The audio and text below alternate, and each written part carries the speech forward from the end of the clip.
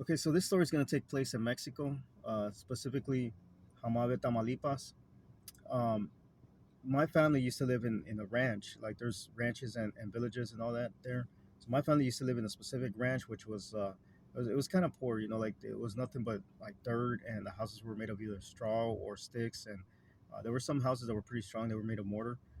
But the reason I wanted you guys to visualize that is because at night there were no street lights or lamps or anything. It was all pitch black, like dark. And if you've ever lived in a ranch, uh, you know what I'm talking about, where it's like it's completely darkness.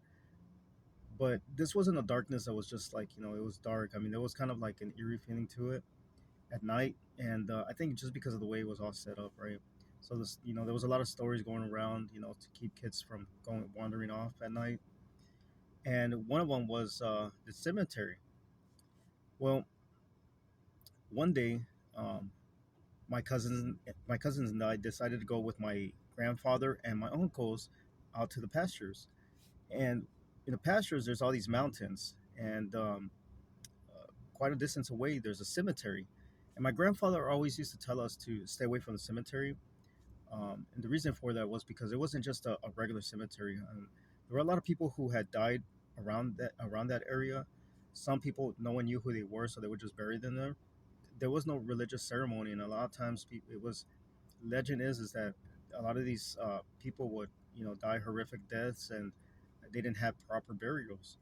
So we were told to stay away from them because uh, according to my grandfather, a lot of these, anytime anyone would visit the cemetery for any purpose of like for playing around or messing around, well, at night there was always things that would happen. But us being kids, of course, we were curious about it. Like we're not necessarily gonna go cause trouble, I guess, but we just wanted to go check it out. And why we did that, I don't know. I guess we're just kids, right? So we ended up like telling my uncles and my grandfather that we want to go off and play because they went to the we were in the mountains, and they were gathering like corn and logs and all that stuff for the night we were gonna cook at night. So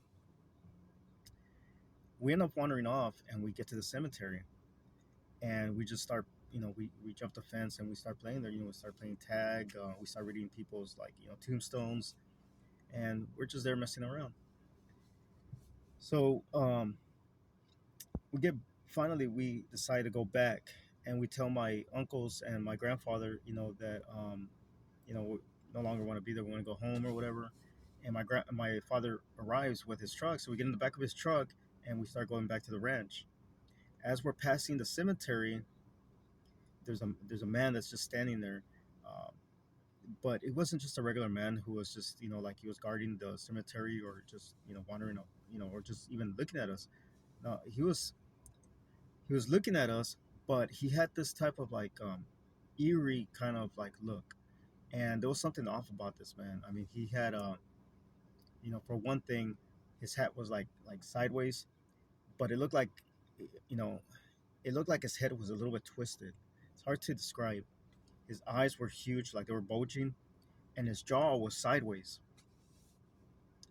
and he was just staring at us as we were we would pass the cemetery. He was staring at us as we got like crazy far away.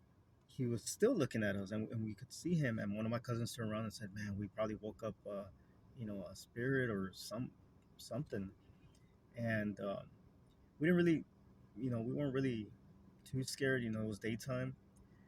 But that night, we ended up having some type of, I don't know, crazy events happening that night. And we didn't tell my grandfather that we visited the cemetery, but as he stated, anytime you visit that cemetery and you're playing around for any reason other than going there to bury someone, bad things start happening at night. So my grandfather, throughout the day, he ended up going back and to the mountains to go grab more logs with his mule. And we're there playing around. We're there. The adults are inside the kitchen. Us kids were inside the living room, and out of nowhere, my cousin comes in and says, "Hey, y'all need to check this out." We go outside. We look towards a distance. It's like half a mile away. We see the mountains, and there's all these orbs, all these lights. But they're huge. Like from where we're at, they're huge. And we start seeing all these lights. Right, they're flickering and everything. And then we see these other lights that are like blinking really fast. And I shit you not, one of these lights that were blinking, me and my cousin saw it turn into a bird, huge bird. And he looked at me and he's like, that's a lechuza. And a lechuza is a bird that can take many, or it's a witch that can take many shapes, usually a bird. Um, and we saw it fly away, and but it was huge. Also, I mean, you could tell from the distance we were at. Like I said again, from where we were at, I mean, it was just huge. So we go back in, and we don't think much of it, right? And where we were at, the door was open, where you can see towards the mountains. The living room was here, and the door was open. You could see towards the mountains. We see my grandfather running towards us. We don't know what's going on, but we see him running towards us. We thought he was just trying to get back home. But we see him, and he's bleeding. And he he yells, turn on the flashlight, turn on the flashlight. And I guess he wanted to. I don't know why, but he wanted us to flash him the flashlight, or maybe even something behind. Something was spooking him. It's like he was running from something. So we get in there, and my grandfather's all bleeding, and he's the grown ups hear the other commotion. They come in, and they see my grandfather, and my grandfather is bleeding, um, and he had scratches and he was bleeding, right, but it was his back. Like, we looked at the floor, and the floor was starting to get puddled with blood, and we look at, and I guess what happened was he was bleeding from his back. So he starts telling us that as he was loading up the mule, that the mule started to talk to him, and it turned around and looked at him, smiled, and said, I'm the devil." And when he said that, my grandfather freaked out, and that's where it jerked, and it threw him off the mule. So my grandfather landed down on the ground. The mule ended up, as my grandfather was getting up, it kicked him, fell back down. Grandfather got back up again, and then it whooped him, like it slashed him with the tail. Um, my grandfather, of course, freaked out, and as he was on the ground, he saw that the mule started chasing him. So he got up and he ran, and according to him, he never looked back. He was just running towards the ranch. And as he's saying this, my one of my uncles is kind of a little bit skeptical about it. He says maybe it was your imagination or whatever. But we see all this blood, and that's where they turn him around. They lift up his shirt, and he had a huge slash mark on his back from his neck all the way down to his waist.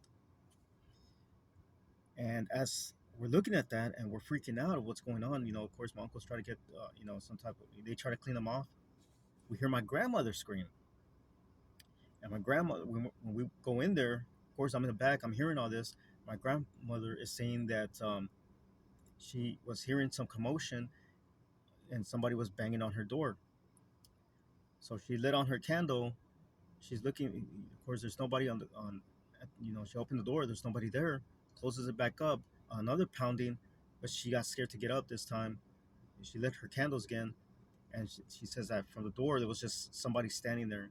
Turns around and starts dragging what she said looked like a body, and she says it looked like a shadow, like when you're seeing a shadow on the walls. That's what it looked like, and it was going around, and it got to the part to where there was a trench. Now the day before they were digging a trench.